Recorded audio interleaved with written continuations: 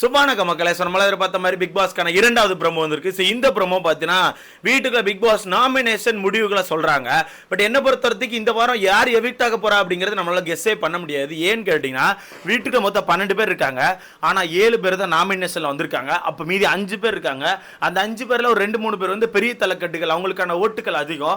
So அவங்களுக்கான ஓட்டுகள் அப்படிங்கிறது இப்போ எங்க பிரிஞ்சு போய் யாருக்கு விழ போகுது அப்படிங்கிறது தெரியல. இதுக்கு முன்னாடி 2-3 வாரங்கள் இப்படி நடந்திருக்குது. சௌந்தர்யா அவர்கள் நாமினேஷன்ல வராதப்போ ஜாக்லினுக்கும் ரயான் அவர்களுக்கும் ஓட்டு பிரிஞ்சு விழுந்துச்சு. அதே மாதிரி ஒரு முத்துக்குமாரன் ராணோ இவங்க 2 பேரும் நாமினேஷன்ல வராதப்போ அவங்க ஓட்டுக்கள்லாம் பவித்ராக்கு போய் போட்டு பவித்ரா முதலிடத்துல வந்திருப்பாங்க. ஸோ அந்த மாதிரி இந்த வாரம் யார் யார் ஓட்டுகள் எங்க போய் ஸ்வாப் ஆகி விழப்போது, யார் யாருக்கு என்ன மாதிரி ஓட்டுகள் வருவது, யார் இந்த வீட்டை விட்டு வெளியே போக போறா அப்படிங்கிறது எனக்கு தெரிஞ்சு மிகப்பெரிய ட்விஸ்டா இருக்கு போது. இப்போ ஒண்ணுமே இல்லை ப்ரோ, இப்போ 7 பேர் நாமினேஷன் வந்திருக்காங்கல்ல, அந்த 7 பேர் யாருன்னு சொல்லிடுறேன். அந்த 7 பேருக்கு எப்படி ஓட்டுகள் வருங்கிறத நான் கிளியரா சொல்றேன். அந்த 7 பேர் முதல் அன்சிதா இருக்காங்க, 5 ஓட்டுகள் வாங்கியிருக்காங்க. அடுத்த மஞ்சரி இருக்காங்க, ஒரு 4 ஓட்டுகள் வாங்கியிருக்காங்க. ஜெஃப்ரியை பொறுத்தவரைக்கும் ஒரு 3 ஓட்டுகள் வாங்கியிருக்காப்ல. ஜாக்லினை பொறுத்தவரைக்கும் ஒரு 3 ஓட்டுகள் வாங்கியிருக்காப்ல.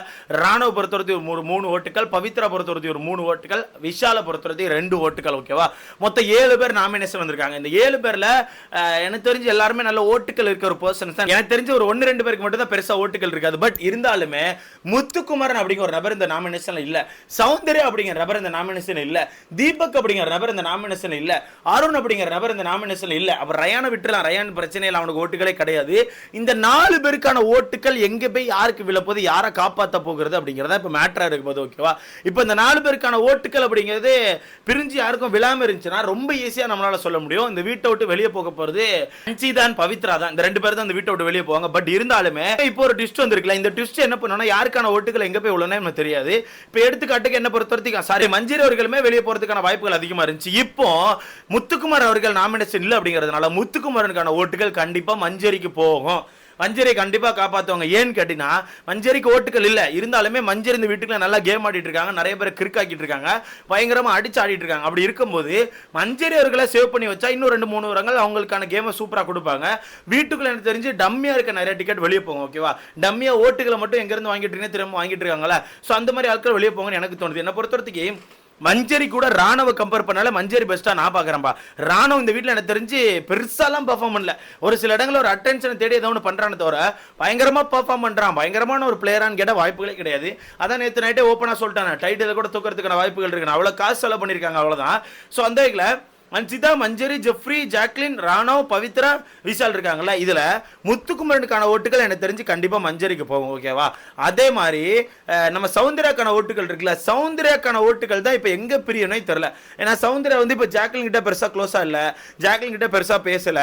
அப்ப ஜாக்லின் கிட்ட பெருசா பேசல அப்படிங்கும்போது அவங்களுக்கான ஓட்டுகள் எங்க போகும், யாருக்கு போகும் அப்படிங்கிறது மிகப்பெரிய டவுட்டா இருக்கு. என்ன பொறுத்தவரைக்கும் ஜெஃப்ரி அவர்களுக்கோ பவித்ரா அவர்களுக்கோ இல்ல ஜாக்லின் அவர்களுக்கோ போறதுக்கான வாய்ப்பு இருக்கு. இந்த 3 பேர்ல தான் மேபி யாருக்கா மாறி மாறி போகும்னு நினைக்கிறேன். மேபி ஒருவேளை என்ன பண்ணுவாங்கன்னா பவித்ரா அவர்களுக்கு போட்டு ஜெஃப்ரி, அன்சிதா இந்த மாதிரி ஆளுகளை எவிக்ட் பண்றதுக்கான வாய்ப்புகள் இருக்குது. ஏன்னு கேட்டீங்கன்னா உங்களுக்கே தெரியும், 2-3 வாரத்துக்கு முன்னாடி இதே மாதிரி தான் முத்துக்குமார் நாமினேஷன் வரல, அப்போ சௌந்தர்யாவை பீட் பண்ணும் அப்படிங்கிற ஒரு ரீசனுக்கே முத்துக்குமாரனுக்கான ஃபேன்ஸ் எல்லாம் பவித்ரா ஓட்டுகளை போட்டு முதலிடத்துக்கு கொண்டு வந்திருப்பாங்க பவித்ரா. ஸோ அப்படி இருக்கும்போது இந்த வாரம் பவித்ரா வெளியே போக விட்டுருவாங்கன்னு கேட்டால் வாய்ப்புகளே கிடையாது. கண்டிப்பா அவங்களுக்கான ஓட்டுகளை மாற்றி போட்டு இல்லை ஸ்டே பண்ண வைப்பாங்கன்னு தான் எனக்கு தோணுது. இதை பத்தி உங்களுக்கான கருத்தான்னு சொல்லி மறக்காம கமெண்ட்ல போடுங்க. ஸோ என்னோட கெஸ் படி ஒரு 2 பேர் யாருங்கிறத சொல்றேன். இது நடக்குமா நடக்காதெல்லாம் தெரியல.